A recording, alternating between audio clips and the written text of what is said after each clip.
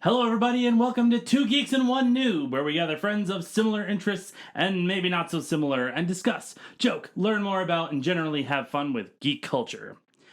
Welcome back, everybody. We're back after our Christmas break, and so many things have happened. Oh, yes. So much that has gone on in the last, 2 months. Yeah. Lost my job, got it back. Sort of. Had a baby. You win. Gotten no sleep over the last 3 weeks. I take it back. But yeah, so we're back and we are ready to get talking on some geeky stuff here. So on our first episode of the year, we're going to start off with our movie villain Mount Rushmore. So basically our top 4 movie villains that would make it on our... And this is each of our personal take on this. This isn't just set in stone or anything. This is just the villains that have stood out to us personally. And if you disagree, that's great. Oh, Can I just point out the irony in you saying that, our personal movie villain Mount Rushmores aren't set in stone. Oh, I know. I was very intentional with the wording I used. I knew exactly what I was doing there. Yeah, this is just personal takes on it. There may be some double ups on a few of them, or there may not be. We'll see. Yeah. We actually don't know each other's lists, so that's part of the interesting thing about this. So Yep. I mean, we all kind of agreed on one, but then kind of went, well, maybe I'll do something different just to throw it out. I was adamant Oh, that was going to be on my list. I figured that would be the case. I was personally just kind of you know what? I'm just gonna throw some different stuff in there and see what happens because it's pretty fun. So who wants to start us off? And do we want to do one by one, or do we want to do? I think for this, it's best to do it one by one. Probably so. And then we can just do a quick recap of each 4 for each of us. Yeah. Yep. All right. Sounds good. So, And I guess I'll start it off then. So I had to go with the classic choice of Darth Vader. Of course. There's really not any other villain quite as iconic as Vader in a lot of genres. He just really stands out. And there's also the concept that's how many villains have we seen that actually won? Mm. And not only won, but sent the hero packing for a while, where the hero was like, ooh, I need to go train a lot. I'll be back in a while. And just Frieza did it. Yeah. Oh, I'm going to make a comment about Frieza later. We'll get into that one. But just the fact that he won, sent the heroes packing, and he was just this looming threat the entire time. And it's some people would argue that Palpatine is a better villain, and in a way I can see it because he also won, and he was present throughout the 6 movies as the villain, not a hero turned villain. But he wasn't present on screen like Vader was. Right. He didn't show up until episode 6 in the original trilogy, actually in person. We've seen some holograms and whatnot, but outside of that, he wasn't that physical presence that was just constantly tracking the heroes down like Vader was. Yeah. And I think the only thing that would argue it for me is just the fact that Palpatine stayed a villain throughout the whole thing. Yeah. Yeah. And that's the only thing that would I do take get it that way. But at the same time, even in the prequel trilogy, he was still in the background. He was on screen, and we actually got to see him a lot more. But he was still that background figure, and we didn't get to see him really be that villain until the 3rd movie in that trilogy as well. Yeah. True. Yep. Whereas absolutely. Vader, he was there. He was, kicking butts, taking names in hands, and it's he was that just constantly there. Yeah. And not only that, but bringing it back to, Rogue One when he comes in the hallway scene. That hallway scene, I love that was such a popular, awesome scene that they have done that twice again since then with Luke and then with Maul in Clone Wars. And it's it just works. I don't know what it is about this intimidating presence in a tight hallway with a bunch of enemies, but good grief, that works. Yeah. I think it started off with Daredevil, honestly. The hallway scene in the Netflix show. Yeah, that's what started it, I think. That's a fair point. I think you might be right. Just holy crap, that's intense. When it's when you with Vader, when you also look at the story points, how many villains have that big iconic surprise of I am your father. Mm-hmm. It's just like there's some big villainous moments throughout cinema, but like that was a genuine surprise. Even Mark Hamill didn't know what was going on, and if you listen, like you see like some of the behind the scenes stuff when he was interacting with the actor that was physically Vader on the set, Mm-hmm. that actor said an entirely different line. And Oh, it yeah. was like a complete surprise to literally everyone that wasn't on the know. Mm-hmm. And so it's, or like in the know. And it's like, it was just such a key moment and a big part of our childhoods in Star Wars. So it's like, I couldn't not have Vader on the list. Also, the most, one of the most misquoted lines of the Yes. Because he doesn't say, Luke, I am your father. He says, no, I am your father. Exactly. Yep. But yeah, so that was my first one. Nice, very nice. All right, so my number one is going to be Hannibal Lecter. Yep. Which I'm sure comes as no surprise to either of y'all, considering y'all who you are. Let me do the well, that too. Letting me do the horror episode, but just his precision, the iconic lines, the double entendre of that closing line from Silence of the Lambs of "Now if you'll pardon me, Clarice, I'm having an old friend for dinner." Hello, Clarice. Yes. Not to mention Anthony Hopkins. Yeah. Oh, Just just Anthony Hopkins in general is fantastic, but I don't think they could ever remake those movies. They will, but they shouldn't. Yeah. I'm not sure if they will, honestly. Like, they've stood the test of time for a long time already. True. Yeah, it's just the matter of, running out of things to remake. So It'll happen eventually. After Avatar Way of the Nine.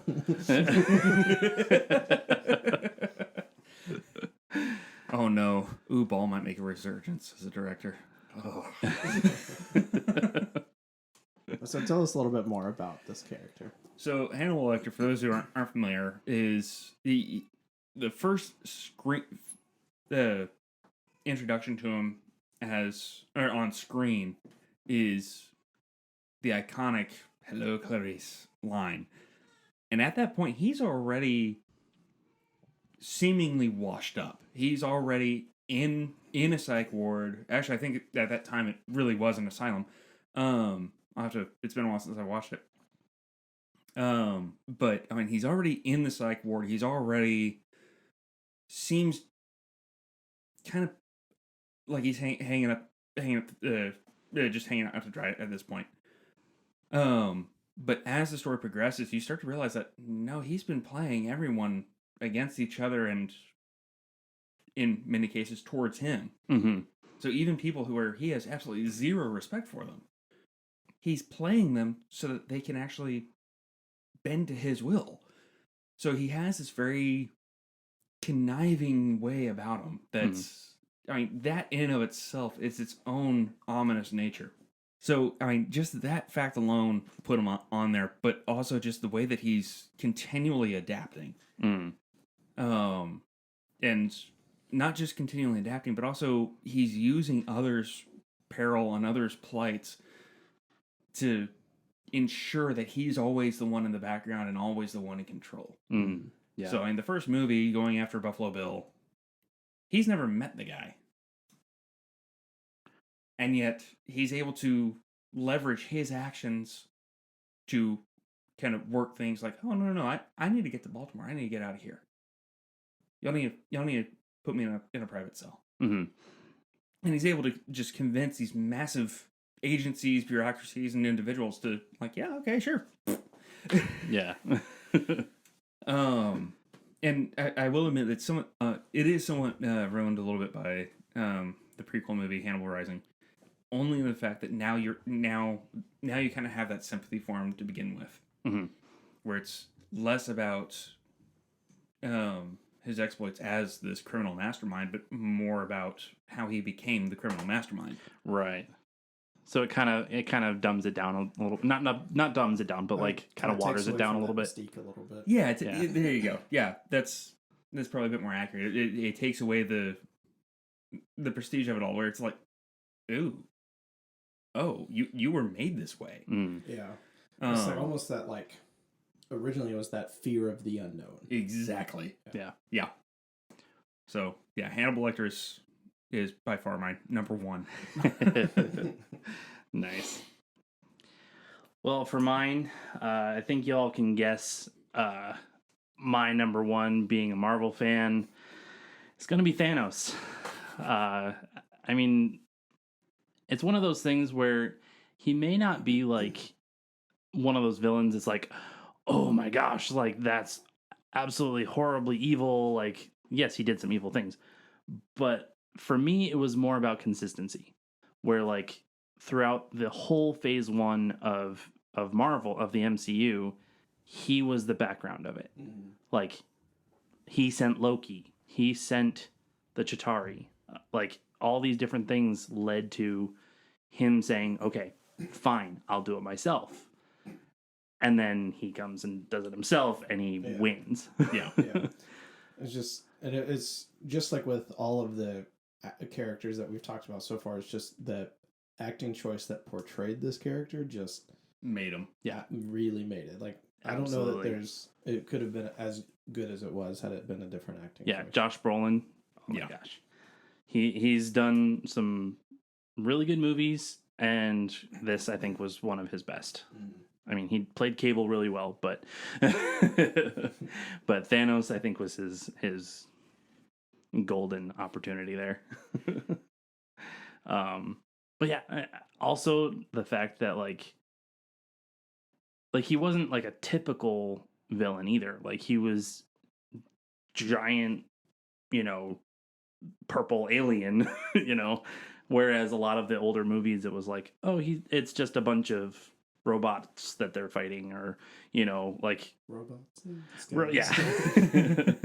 Yeah, like nondescript enemies that they go after. Like, even like the Chitauri and stuff, it was like, okay, they're just kind of picking him off. Okay, whatever. Yeah, I guess with that one too, is like Loki was kind of leading it, but also had they all teamed up to fight him, Loki wouldn't have been able to win in that fight. And then it's also like the threat of it being an army, not necessarily one imposing force. Yeah, right. And then with Thanos, it was an imposing force who also, by the way, has an army. Right. Yeah.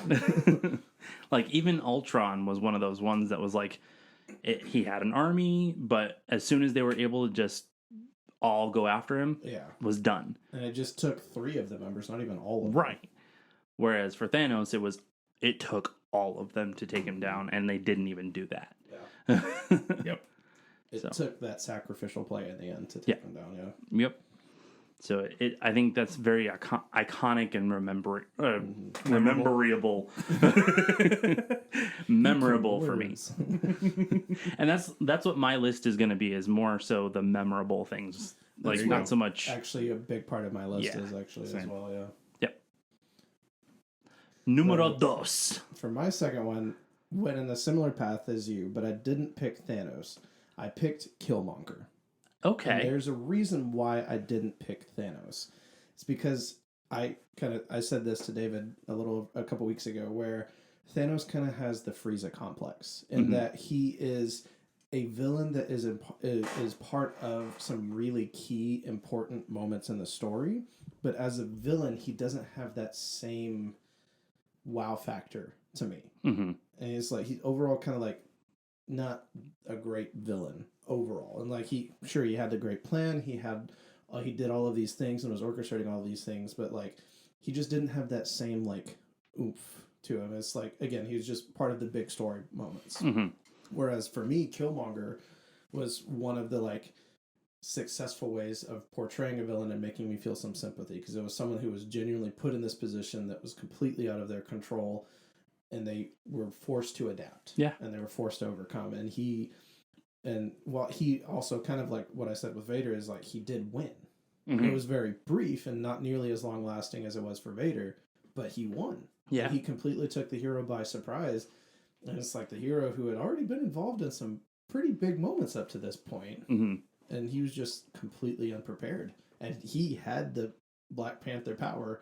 Killmonger didn't. Yeah. So I will say they didn't in their duel. Yeah, I was gonna say he didn't in the duel. So it was more of an even ground, but it was still that like unknown, and just especially when he like showed off all of the like war marks that Oh he yeah. had put on him on his body, like just to show like the people he's fought, and it's just as you look, it's like, oh, he's beaten a lot of people. Mhm. It's just like that. It was a different type of imposing, and it's like it wasn't this big bad galactic wizard, like, Right, yeah. but it was just this like this kind of unknown factor that just showed up and was like, "Lol, I have the birthright. We're going at it Right. now." Yeah. I can definitely agree with that. Yeah. That. And also just back to the portrayal on screen, Oh yeah, Michael B. Jordan. Holy crap! he Yeah. absolutely knocked crushed it out of that the park on that one. Speaking of which, Creed 3 looks amazing. But we're seeing this. Yeah, like I just- didn't like 2 as much, but 3 looks really good. Yeah, it's just the whole delivery Yeah. of Killmonger and the story behind him, and the fact that it was like one of those moments where I was like, okay, they want me to feel sympathetic for the villain, and I'm not annoyed because they're trying to force it. Right, I yeah. genuinely feel sympathetic for him. Yep. I have to say one of my favorite parts of that movie, or one of my favorite lines from his, is when he's in the very beginning when he steals the mask. It's not Wakandan, but it's just like an African mask or whatever. And he's like, "Oh, is it Wakanda?" And he's like, "No, I'm just feeling it." It's like, okay, then, just chaos. Yeah. Yeah. But the chaotic bad. mhm. I think that's another thing that I was gonna put on my list for that reason was Carnage, but that didn't make my list. But just like that chaos, Also, like, I feel like Carnage is kind of like, for me, the way I viewed Thanos is like part of the cool story, but not like the best portrayal Right, of the villain. yeah. And Yeah. Yep. So far. We'll see. David, what's your David, number numero dos. Herr Ernst Stavro Blofeld. Okay. No, sorry. So Blofeld is the main villain of Spectre. Oh, okay. The 007, right? Yes, Yeah. exactly. Okay. And partly because Is that the Rami or no, Malek that's, or that's not Rami Malek. That's Christopher Waltz. Christopher Waltz? That's right. Yes. Okay. Christoph Waltz. Thank you, Christoph Christoph Waltz. Waltz. Like, Thank you. first off, just before you go further, Waltz. Christoph Waltz is fantastic. Yes. Oh my gosh. Yes. Yeah, and listening to any behind the scenes films with him, especially with him as the villain, it seems as though he's one of those people where people genuinely enjoy working with him. Mm-hmm. Where it's not this, hang on, who am I getting today? Am I getting the character? Am I getting the person? Either way, it's bad. It's one of those, oh, yay, he's, okay, camera's off, he's back to being all cheery, and, oh, the camera's back on. Where he's this just sudden drop of a hat, he's someone else entirely. So, Yeah. just from an ability standpoint, the actor is phenomenal. Now, for the character, it's partly his portrayal, Mm-hmm. but to me, what makes him so memorable is mostly the fact of, and this is more, actually, this is more of an accolade to the writing team behind the Bond films, in particular, this latest Craig series. Mm-hmm. Is if you rewatch them after watching Spectre, he's in it throughout. And I don't mean him personally, but you see just where Spectre has been as an organization, has been involved. And then that opening monologue where he's just describing very nonchalantly what their evil intentions are, what their plan is, how they're going to maneuver, what the caveat is, what the counter is, what the ruse is, so on and so forth. And then before any of the lights in the room go up, without pausing, without shifting at all, starts referring to something very different. And you hear it in his intonation, you hear it in just what he's saying. And then, before the lights come on, he calls James out by name, who has been doing everything he can to remain silent and unnoticed. Calls him out by name, and as the lights go on, points him out in the crowd, in the upper gallery. Huh. And it's just that moment of, you've been toying this whole time. Yeah. But then again, back to the writing team. the way he is written as a character and the way he controls that organization. You see him, well, he's only been a major part of 2 films out of the 5. Mm-hmm. You see him in all 5.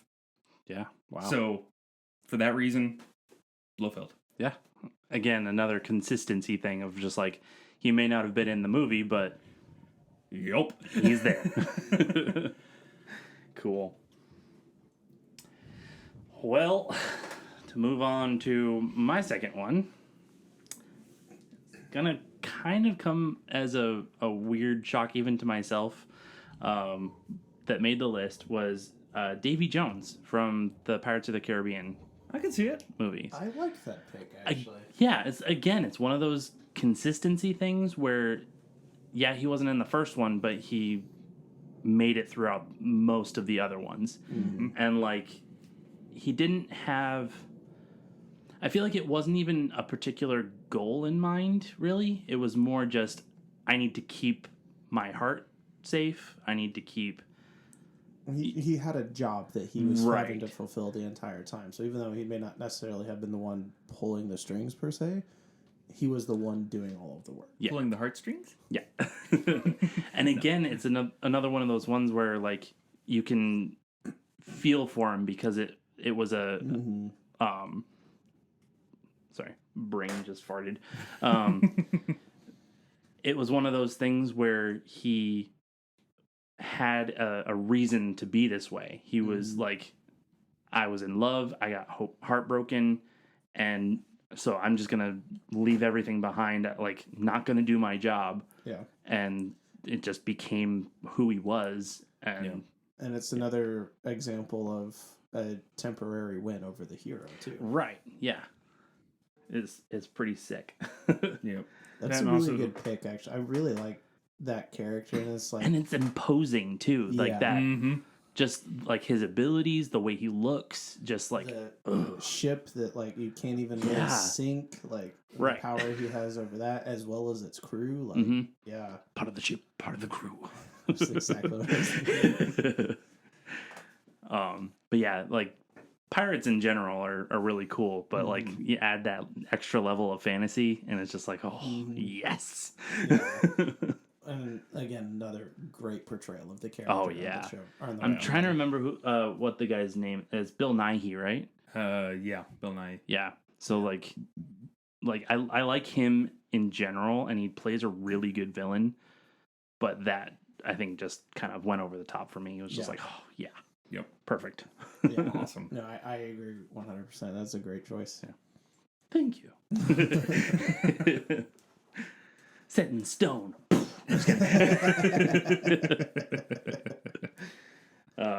So my third choice may come as a bit of a surprise to Dan, because Okay. I don't know that you'll be able to predict this one. It's Richmond Valentine from Kingsman. Okay.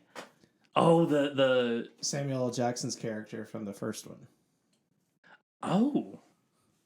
The billionaire with the phone, the sending out those or transmitting those waves, making everyone Right. rage. Right. Yeah, Okay. because it's so. One, it was the portrayal of the character. It was a very different, very unique villain, and his goals. It was kind of one of those examples. It's like he genuinely viewed himself as the hero. And Yeah. he genuinely thought he was doing the best thing he could do for the world and the environment and everything. Like it wasn't like one of those. He's like, I'm a bad guy. I know I'm a bad guy. I know I'm doing things wrong. It was like, no, I'm doing the right thing, Mm-hmm. and I'll do whatever I have to do the right thing. Yeah.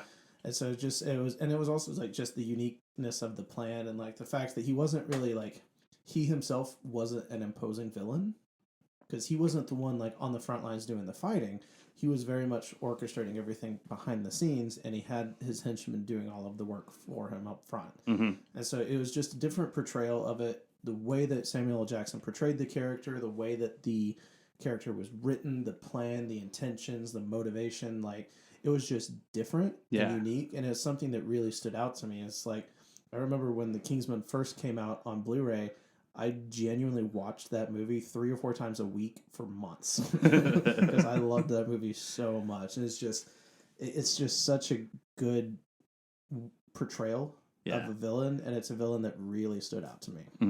I have to say, I haven't watched those in a while, so like I had to really think about him in that character. But as you're kind of talking about it, I'm like, oh yeah, yeah. But yeah, that's definitely an off the wall one for off the wall one for you. For my last two picks, well, if you had known how much I love Kingsman and how many times I've watched it, probably not as big of a off-the-wall pick. When I told that to my old roommate Justin, he was like, "Oh yeah, no, I see it." Like I knew you loved that movie, like those movies overall. It was just like Justin was my roommate when I was watching that movie frequently, so he knows. So he's like, I am so sick of that movie. Actually, no. Surprisingly enough, he did never get tired of it. Oh, nice. That's credit to him. Good roommate. Good friend. But yeah, for both my third and fourth picks, I tried to go a little bit of a different direction with them. It's still villains that really mean a lot to me and really stood out, but not your Marvel Star Wars route. Yeah. I think I will also say that I may have to do one honorable mention at the end, just so you know. I'm sure we're gonna have a number of honorable mentions when this is over. Oh yeah. David? So number 3 for me is Anton Chigurh from No Country for Old Men. Mm-hmm. Okay. So I never saw it, so I don't know much about that one. But part of it was I read the book first. It was actually, that was the first McCarthy book I read. Anyway, interesting author, very nihilistic, but interesting author and fantastic storyteller. Mm-hmm. However, the character is, in some ways, if you didn't know the author's supposed writing process, you'd almost say that, oh, he just decided to take Two-Face and make him real. Except for the fact that Chigurh is very self-motivated.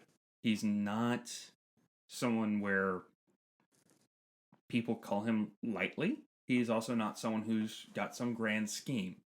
It's the fact that he's cold and calculated, but entirely out for himself. Yeah.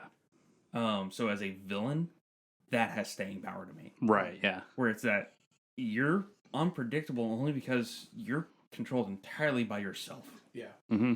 And entirely by your own whims. There's a lot to be said for a villain like that where you genuinely can't predict what they're going to do or where they're going to go. When they just have free reign to just be like, I'm going to have fun with this and you're not going to like it. Yeah. That is a terrifying concept. Yes. There's one scene in particular that stands out. And I can't remember the setup of the scene at the moment, but he finds himself in a gas station. And it's just him and the clerk alone. Mm-hmm. And he's and they're chatting. The gas attendant's the station attendant's just trying to be cordial, be polite. Mm-hmm. I mean, it's South Texas, of course. Yeah.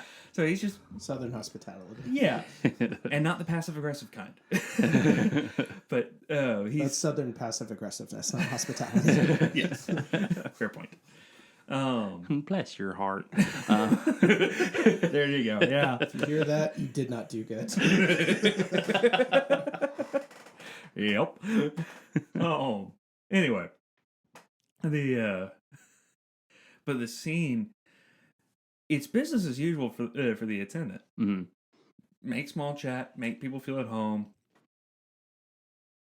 And Chigurh's just responding very bluntly, very callously, and then turns around and starts to walk towards the counter. And in that brief moment, you see this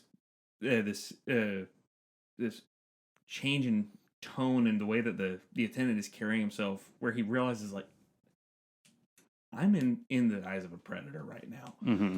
And I have no control over this situation, even though this is my territory. Right. Yeah. It's like someone who may have the ability to fight in a fight or flight moment was like, no, I want to flee. Yes. I want to get out of here. But the attendant is doing everything he knows to do to just calmly, okay, just let it go by. Just, okay, whatever I'm feeling right now, we're done. Yeah. It's okay. Just do what I need to, be done with the conversation, let him go about his day. Mm-hmm. And Chigurh just pulls out this coin. And this is kind of where a lot of people get the whole Two-Face thing from him. Yeah. Says, tell you what, You bet. Occasionally. I don't like to, but fine, we'll bet. Heads or tails? Flips. And? Well, what are we betting on? On your life, of course. And it's just one of those things where you're like, what the crap are you doing? Why? For what Just end? out of nowhere, yeah. And the entire intent is just, I wanted the chance to kill him. And it's one of those things where it's absolutely blood-curdling in its silence. Mm-hmm. It's definitely like a bone-chilling moment. It's just as you're sitting there watching it, it's just like that tension that is just like, oh my gosh, what is going to happen right now? Yeah. Like, where you should be hearing that high-pitched hum in the background. Exactly. Yes. yeah. So, number 3, Anton Chigurh. All right. My number 3 is actually Professor Moriarty from the Sherlock Holmes Game series. of Shadows. Game of Shadows, yep. Which he was technically in the first one too. Yep. But basically only his hand. but but yeah, it's that same kind of like cold calculating, like this is a game and I need to be the best at it. Yep. And I love that whole, like them, especially in that second one, being when they're fighting each other and you're seeing them both do the same, like calculating each other's steps and then calculating their next step. And it's just like, oh, holy cow. And can I just say that the doublespeak going on in those moments where it's the internal monologue battling the internal monologue. Right? while externally you're seeing the scenes where they're both saying the exact same thing without ever mentioning it. Yeah. So, I mean, again, another one where it's not just to the portrayal, not just to the character, but also to the writers. Yeah. And they also know that, like, the other one is just thinking ahead of them, and it's like, it's this mental chess game without literally any words or anything being exchanged. Like, ugh. Yeah, and the orchestration of all the stuff that he did in the background throughout the whole movie. And the funny thing about this one is that this is the only one that isn't the consistency part for me, because there was only 2 movies, so it was like, and then he wasn't in the first one. He was not the villain in the first one. So far. Yeah.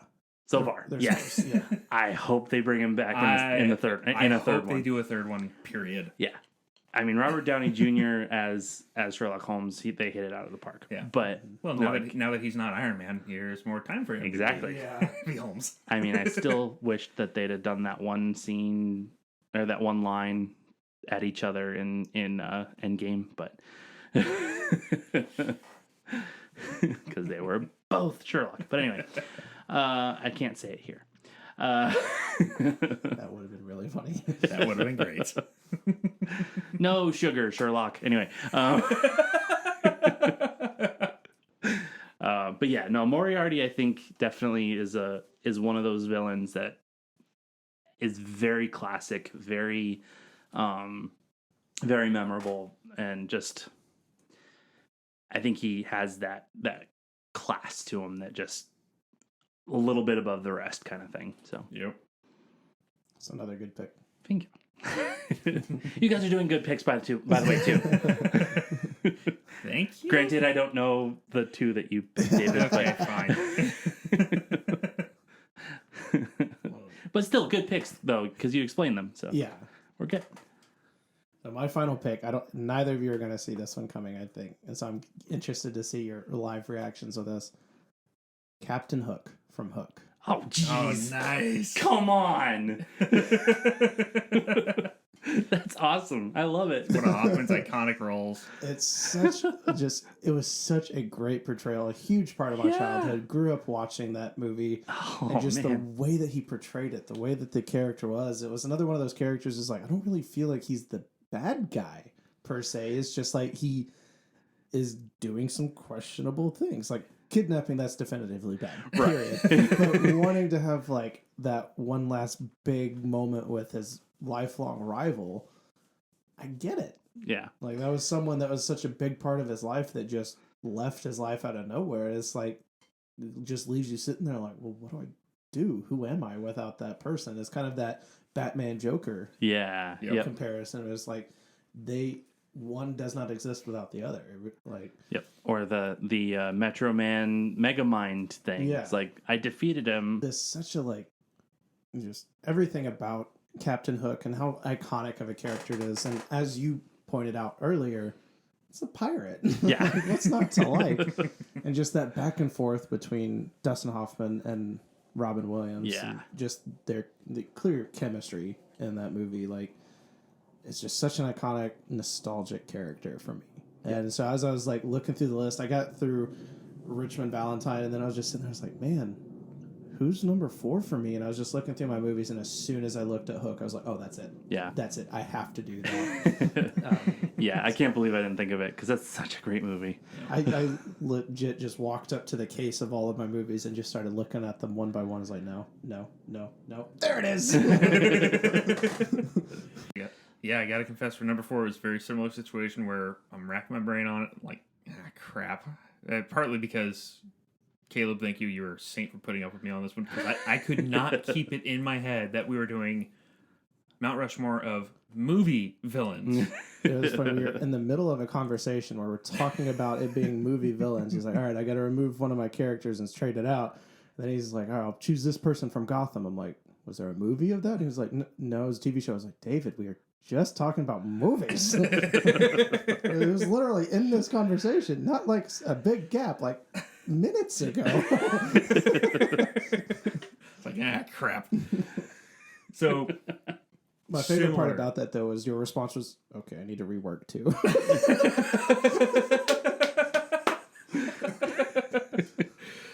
Yeah, not my best moment. Not your worst either, I'm sure. Definitely not my worst either.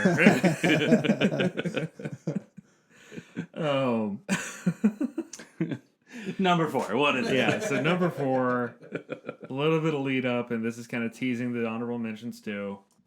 I was debating Joker, but I didn't want people to get confused thinking I was giving an accolade out singing to Jared Leto.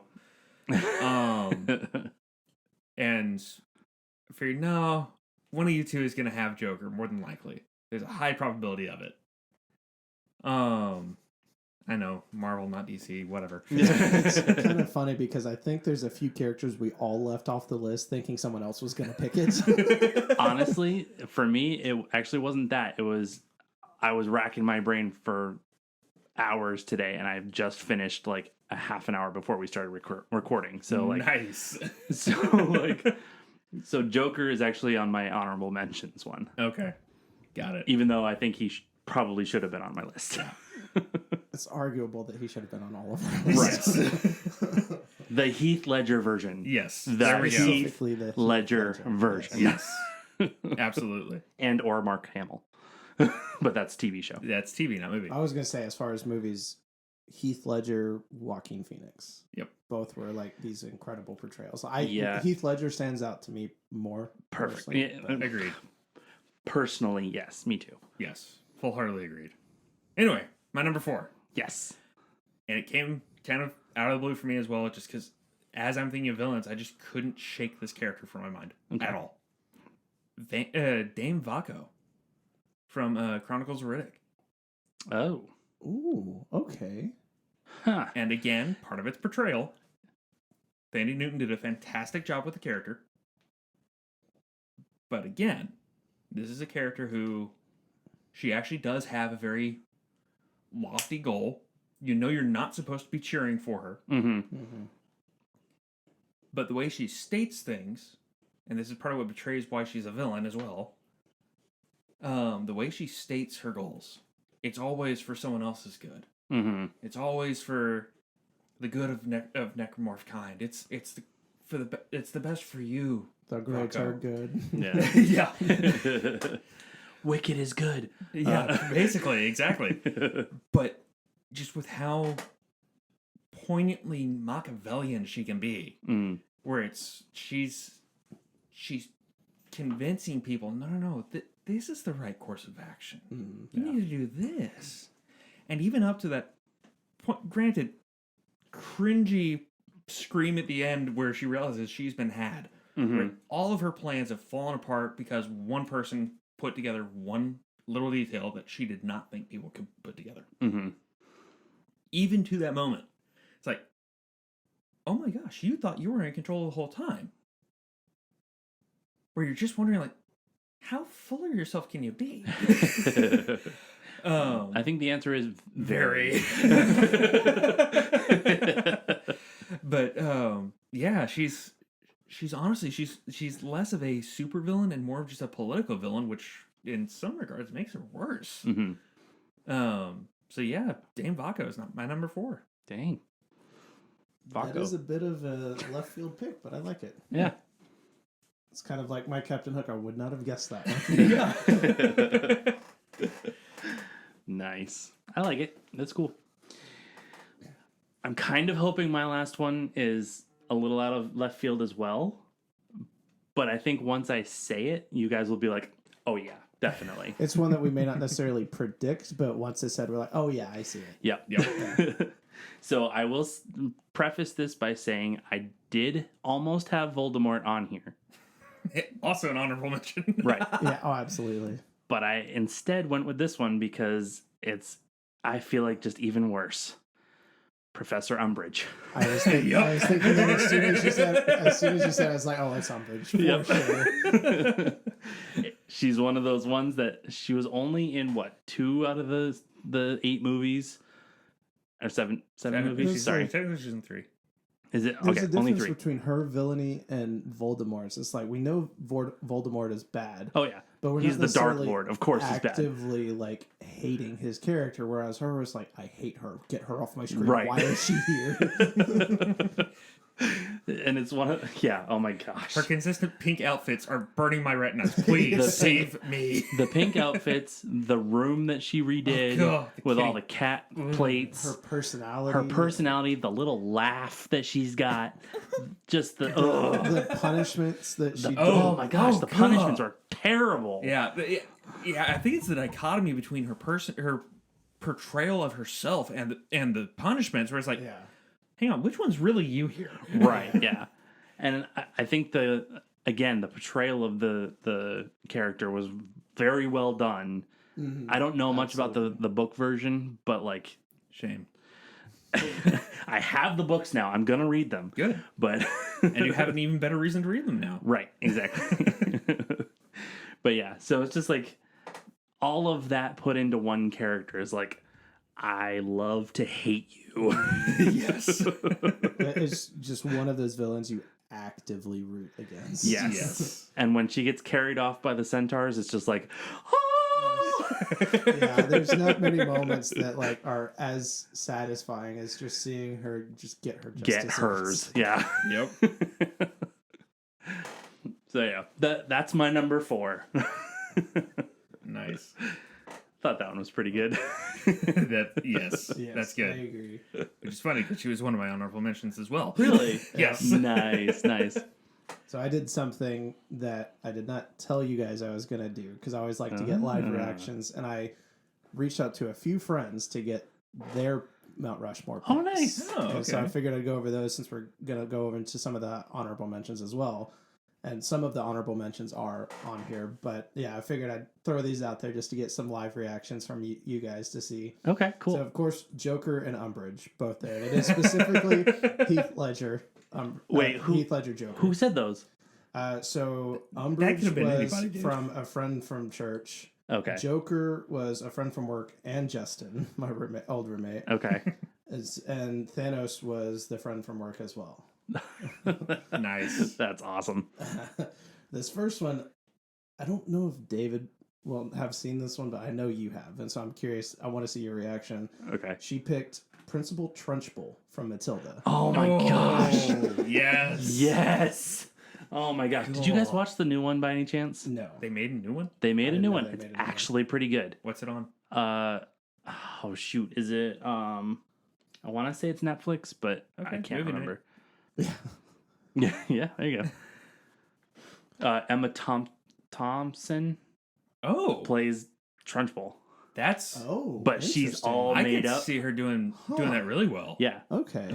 Just think Nanny McPhee meets Oh, what was the other one she did? Nurse Ratchet. Yeah, sure. Never mind. I know the name. I just can't think of what it's from. One Flew Over the Cuckoo's Nest. Oh, okay. Yeah. All right. Yeah. All right. Anyway, sorry. Go ahead. But yeah, that's so So good. that was the first one. The only two that she gave me was Trunchbull and Umbridge, and she did say she will be giving me the rest of her list once she thinks of it. Perfect. Then the friend from work gave me Joker and Thanos, which I just mentioned. And then the next one he said was Freddy Krueger. Okay. I could see it. And it was Yeah. his reasoning was it's one of those villains that you can never truly get away from. Mm. Yeah. He's always there, and he built not only a franchise, but he made that studio. Yeah. Because of how key and integral a villain he was. Yeah. The next, I never saw those, so I probably would have put some of those on there, like the Pennyworth and Pennywise. Sorry, not Pennyworth. Pennyworth is Batman. I know. I have to make Pennywise. this reference real quick because the friend from church that gave me the first two I mentioned, she can't watch horror movies without a worry of passing out, and so whenever she watched it, she just kept saying Pennywise every time it popped up on screen. Just helped her get through the scene. So I had to throw that out there real quick. Sorry, friends. Perfect. And then the friend from work, his final pick was Palpatine. Because and it was similar to what I said with Vader, is that he actually won. And while he wasn't physically on screen for a lot of time, he is still that overarching villain throughout really all 9 movies. Yeah. He's always there. He's always that problem. Yep. The looming presence. Exactly. And the last 3 that Justin gave me, the first one was Scar from Lion King, so of course. That was one of my great one. That was the one that was on my list. Oh, really? And then I took it off to put one of the Harry Potter ones. Okay. And then I changed that one to a different one. Scar is a great one, so it's definitely an honorable mention there. That and also Jeremy Irons. Yes, of course. Yeah. And then he had Hans Gruber from Die Hard. Ooh, Okay. Yep. Yeah. It's like that's one of those. It's like I almost thought that was going to be one of yours, David. Really? Yeah. so he loves that villain because he loves that moment where Hans and McClane are sitting there talking to each other, and they're both kind of playing that game, like feeling each other out. It's like one of those sit down discussions where it's like, as the audience, we know what's going on, but it's kind of that tension. It's like, because you don't really see the hero and the villain sit down and just have a conversation like that. Mm-hmm. That's not a common thing that we see. So that was something that really stood out to him, and he also loves Die Hard, so that's like a huge thing for him. I know you are going to appreciate this last one. All right. Hans Lando from Inglourious Basterds. Yes. And that's another Christoph Waltz. Yep. Chef's kiss. Nice. Yes. Nice. So yeah, I wanted to get the live reactions of those. And Did not tell you I was going to reach out to the friends. That's for this, awesome. so. Thanks, guys, for answering Yes. those. That's awesome. And there is so much subtext in that entry scene where you see him in the milk farm. Anyway. Yes. Just all of those villains, just fantastic villains, all of who were like key parts of the franchises and the movies that they were in. Yeah. By the way, that's my son crying in the background. So those were the friend submissions. And again, thank you, friends, for giving me those ideas, and I'll continue to do that with this because we are hoping to make this an ongoing series with other categories. But yeah, I had to reach out to a few friends and do it live and surprise you guys. Oh yeah, that That's was awesome. good. Awesome. I may have to do that on the next one with like my family or something, a couple of friends, because I think my brother would definitely have some good ones. But yeah, cool. Nice. So other honorable mentions Yes. for me, it's gonna be the Man in Black from Westworld. That's a TV show, isn't It's it? a movie. Westworld was a movie? It was a movie I did not know. back in the 60s, early 70s. Oh, okay. Yep. I never saw it. Yep.